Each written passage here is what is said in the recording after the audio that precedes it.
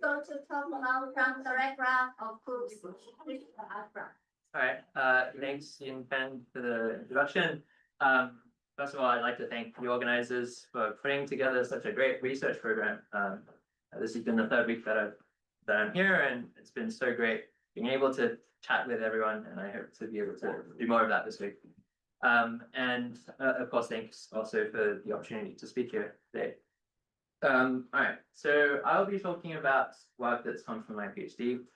To relate it back to the previous talk, this is going to be sort of one half of the C-star game in that we're starting with some object, we're building a C-star algebra, but then rather than going back to the object, we're sort of just staying in C-star land and seeing what we can do with these new C-star algebras. All right, so let me start with some background for my PhD, and we'll begin in the land of geometric group theory, where we have these objects called graphs of groups. So what these are is you have some undirected graph with vertices and edges, and then to each vertex and edge you attach a group, and then you also ask that each edge group embeds into the vertex groups on either side. So something like this is a graph of groups. Okay.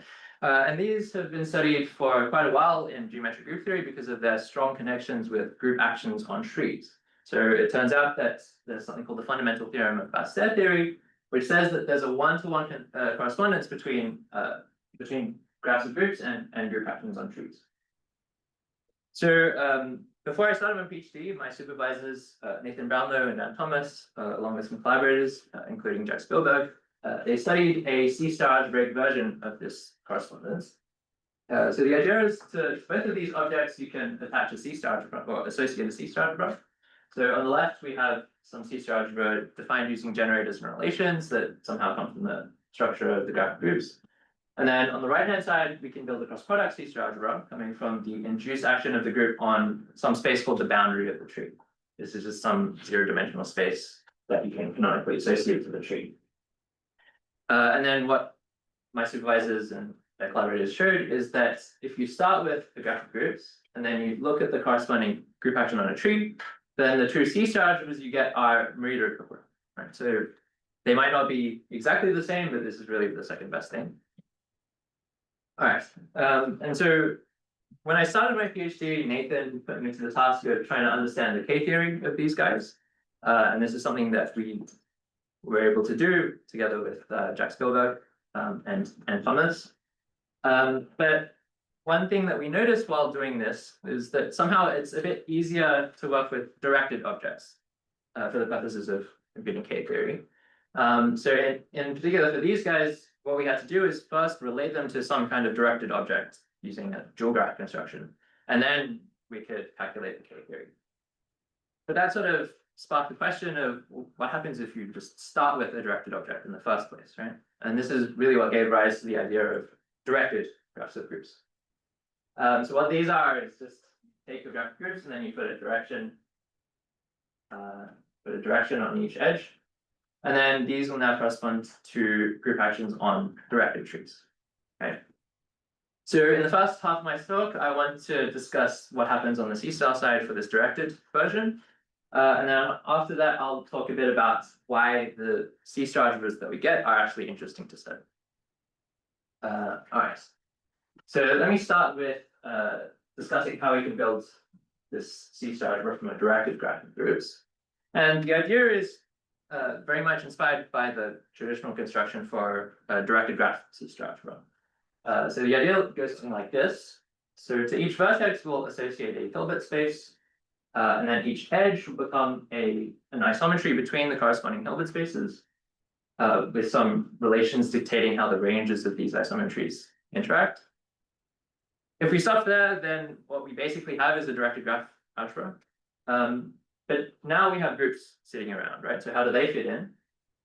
So the two vertex groups, what we'll do is we'll represent them as unitaries on the corresponding Hilbert spaces.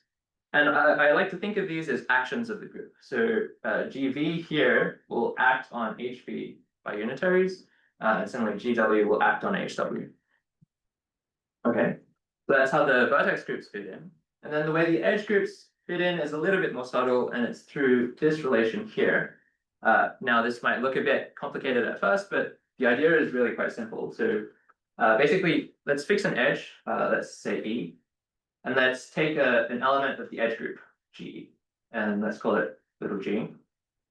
Then, because this edge group embeds into the two vertex groups on either side, our little g will also have images inside those two groups as well. And I'll call its image in the range vertex group alpha sub e of g. I don't know how visible that is at the back. Okay, this is the image inside the range vertex group. This guy alpha e bar of g is the image in the source vertex group. And all the relation is saying is that if I look at this picture, if I first go through the isometry associated to E and then act by little g on this range space, that should be the same thing as if I first act by little g over here in the source space and then go through the isometry associated to E. So this really is some kind of commutation relation that somehow encodes the way that the edge groups embed into the vertex groups on either side. All right. And then to get the C-star algebra, all you do is sort of package everything together into one big Hilbert space, represent your operators there. You get partial isometries and partial unitaries, and then some relations, and then you get your C-star algebra for the directed graphic groups. Okay. So that's all a bit abstract, so let me look at some examples. Now, if all the groups are trivial, then all you really have is a directed graph, right? The groups don't add any information. And so it's no surprise then that the C-star algebra of a directed graph of trivial groups is just the C-star algebra of the directed graph, right? So this construction covers all directed graph C-star algebras. On the other hand, so you can also be trivial in the graph sense. So if you just have a single vertex, right, and you have a group sitting at that vertex, then turns out that the C-star algebra of that directed graph of groups is just the full C-star algebra of the group, right? So this construction also generalizes group C-star algebras as well. Okay, and then maybe a final, more interesting example is what happens if you take this directed graph of groups. So we have just a single vertex, we have one loop at that vertex, and then at the vertex we have the group Z mod n. Okay, at the edge we have the trivial group. There's only one way the trivial group can embed inside Z mod n, so this is a well-defined directed graph of groups. And then it turns out that the C-star algebra of this guy is isomorphic to the Kunz algebra O n. And you can see this just directly by looking at the generators and relations. Okay, so those are some examples. And now I want to go back to the sort of diagram that I showed you earlier. So remember, we have this one-to-one correspondence between directed graphs of groups and group actions on directed trees. And now I want to see what happens on the C-star level. Okay. So I just showed you how we can associate a C-star algebra to a directed graph of groups. And then just like in the undirected case, we can construct the cross products coming from the action of the group on the boundary of this now directed tree. There's a way you can define this. And just like in the directed case, it turns out if you start with a directed graph of groups, sorry, just like in the undirected case, if you start with a directed graph of groups, you look at the corresponding group action on the directed tree, then the two C-star algebras you get are, once again, Merida equivalent. And let me just quickly talk you through the idea behind the proof, because it's, I think it's quite nice and it's fairly simple. And the idea is you can see this equivalence on the level of groupoids. So both of the C-star algebras have very natural groupoid models. On the right-hand side, you have the transformation groupoid, which is coming from the group action. On the left-hand side, you get something coming from an inverse semi-group action. This would be a groupoid of germs. It doesn't matter what the details are, but the point is, okay, you have these two nice groupoid models, and these turn out to be both subgroupoids of a common bigger groupoid. And this here will be a transformation groupoid coming from a groupoid action. Again, the details don't matter, but the point is we have this big groupoid. Both of these guys are subgroupoids of this guy. And what's more, they're in fact both restrictions of this guy to full open subsets of the unit space. And so that gives us an equivalence on the level of these groupoids, and that will then induce the Merida equivalence for the C-star algebras. And that's basically the proof.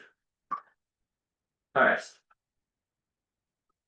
Cool. So I've talked a bit about these algebras, and now let me talk about why they're actually interesting to study. So first, let me clean up the slides a bit. And the point is that this Morita equivalence gives us two perspectives from which we can view what's essentially the same C-star algebra, right? One perspective is a cross product, another perspective is coming from a directed graph of groups. And both of these perspectives have their advantages. So on the right-hand side, we have a very rich theory of understanding the structure and K-theory of cross products in terms of the underlying data.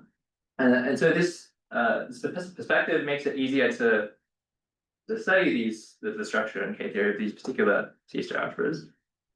But on the other hand, on this side, it turns out that the language of directed graphs of groups makes it more convenient to express the whatever characterizations or sufficient conditions or formulas that we got from the right-hand side. And with this language, it also makes it easier to control the properties of the C-star algebra that you get, and in particular, makes it easier to construct examples of C-star algebras satisfying certain desired properties.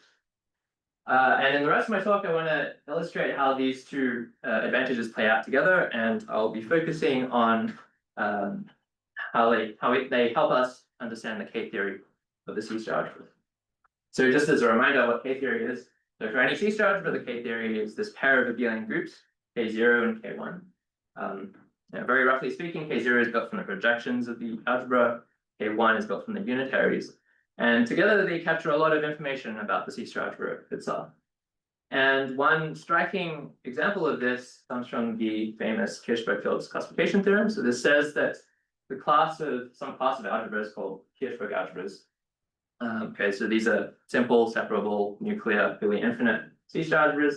For the purposes of this theorem, I also want them to be stable by tensoring under tensoring by the contacts, and I want them to satisfy the universal coefficient theorem. Okay, doesn't really matter what those adjectives mean, but the point is we have this class of C-star algebras, these Kirchberg algebras, and they turn out to be classified completely by their K-theory, just by these two abelian groups, right? Which shows how powerful this invariant is. Okay, so that's some background about K-theory. So how do we compute it for this example of C-star algebras? And the idea is we'll go from the cross product perspective. So, okay, it turns out that's a little bit tricky to get at the K-theory of this guy directly, but we have some tools that we can use to help us. And in particular, we have something called the 6-term exact sequence in K-theory. So if you start with any short exact sequence of C-star algebras, turns out this will induce a 6-term exact sequence in K-theory where we've got K0 of A, B, C, and then K1 of A, B, C, and then comes back around. And this is helpful for us because this guy fits into a very natural 6-term exact sequence, short exact sequence, where we've got the guy we're interested in on the right. And then these two other cross products come from first enlarging the space on which the group acts to also include the vertex set of the tree. So that's this guy here. This is the vertex set plus the boundary. And then on the left, we just have the boundary, just have the vertex set of the tree. Right, and then this gives us a very natural short exact sequence of C-star algebras, which will then induce 6-term exact sequence in the K-theory, where the two groups that we're interested in are here and here.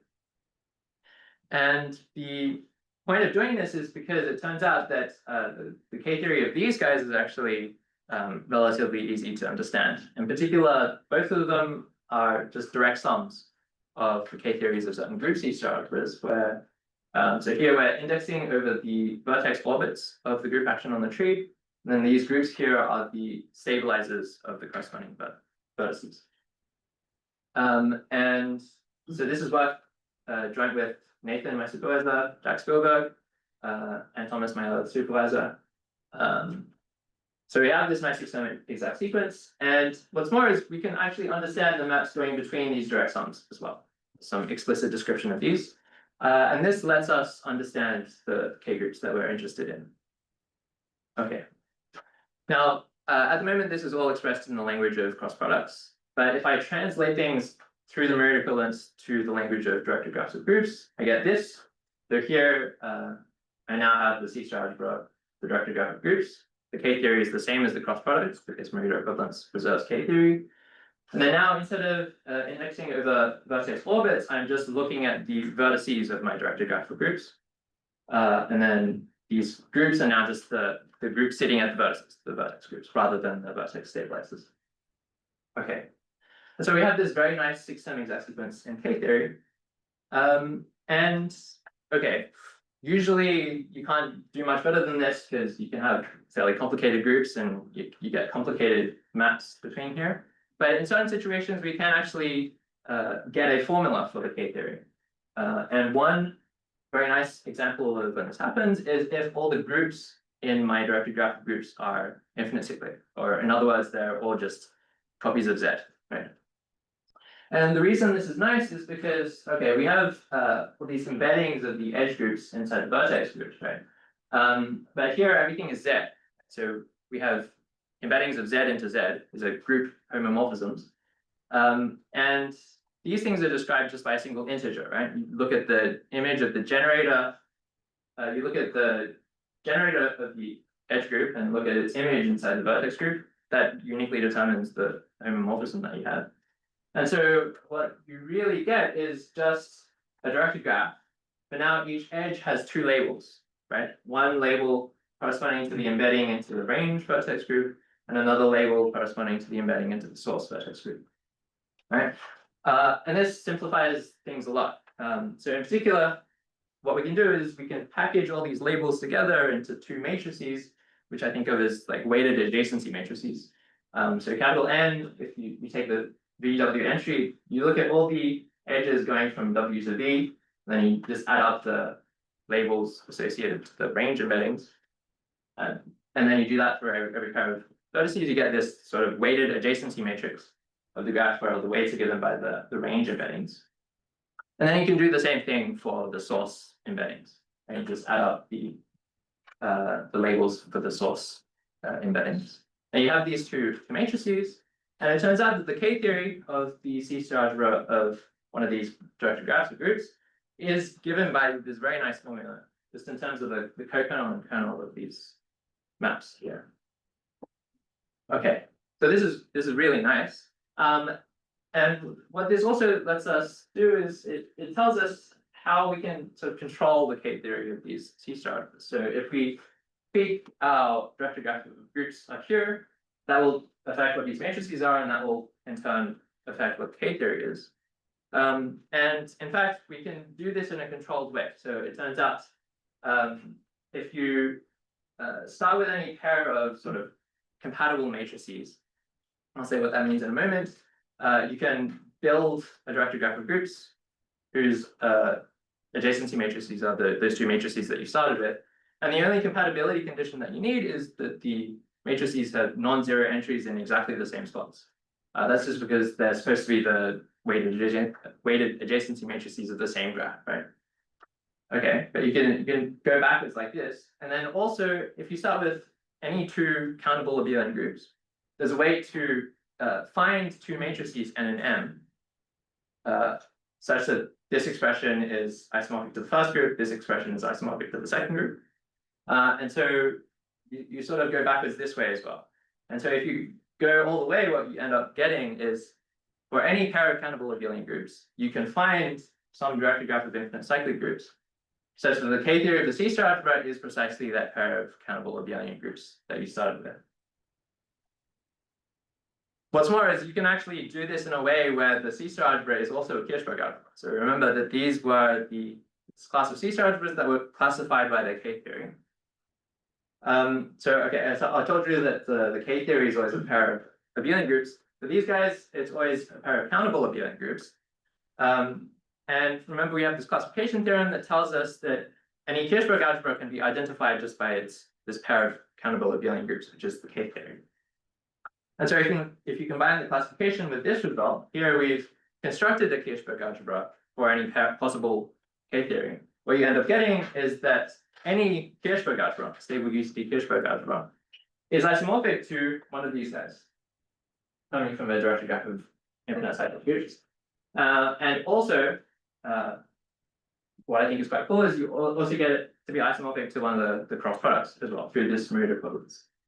And this gives us the first model of Kirchberg algebras as cross products, which I think is quite exciting.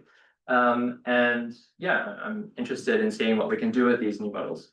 You should add that it's the UCT class. Yes, I sort of hid that away, but yes, stable UCT Kirchberg algebras. Yes.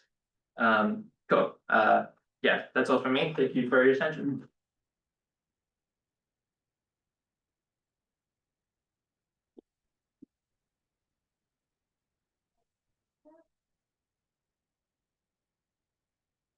So I guess going back to some of your previous examples, does this actually make some known K-theory computations a little bit easier from the pictures or the correspondence that you have? Like, for example, computing the K groups of different algebras.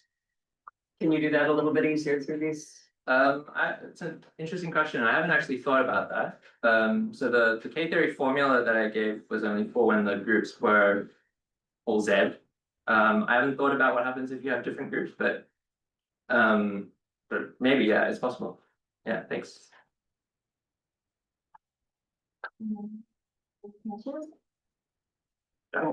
Yeah, comment there. So when you were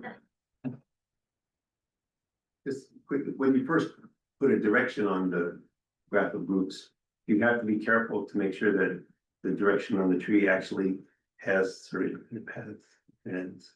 Okay, yeah, I guess another thing I sort of hid under the rug is sort of you get the formula for a nice directed tree in the sense that you have like row finite and no sources. Yeah, but I think you should get a similar formula in the general case as well, so it doesn't matter too much, I think. Yeah. I had a question about a precise one and two here. So I also worked on this many years ago, and one of the curious things I thought about it then was that if you have say two counterfeit groups which are somehow finally presented but not in a very precise way, just if you somehow in a finite way can describe which groups they are, is it then also the case that the Kirchberg algebras can be produced in such a way that they have maybe finally many generators and relations, or so what I'm asking here is really how constructive this objection is between the Kirchberg algebras constructed in your way and the books. So you see, it's not a very precise question, but I don't know if you somehow get the idea. If you take, for example, the added rationals, I mean, this is a finally specific group, but if you take an arbitrary subgroup of rationals, it's not necessarily the case. Yeah. So the way I construct these directed graphs of groups, given the K-theory, it's a bit complicated. So it was inspired by Katzer's construction using his topological graphs. So yeah, the construction is quite similar. Basically, you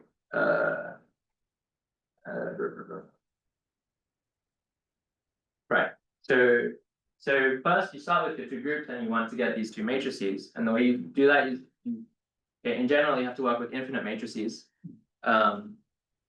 So yeah, it's already a bit complicated, and then you build your directed graph of infinite cyclic groups from those infinite matrices. So in particular, the graphs will be infinite graphs. All the groups will still be Z, but you have maybe you don't really have control over what these labels are, so they can be really big. Yeah, you get some complicated thing basically. So yeah, in general, I don't have a way of saying like if you have a finitely presented, K-theory, then you get some nicer directed graphic groups. I don't know. Yeah, but it would be an interesting thing to explore. Can you keep track of tensor products in this picture? Say O2 with O2. I haven't thought about that.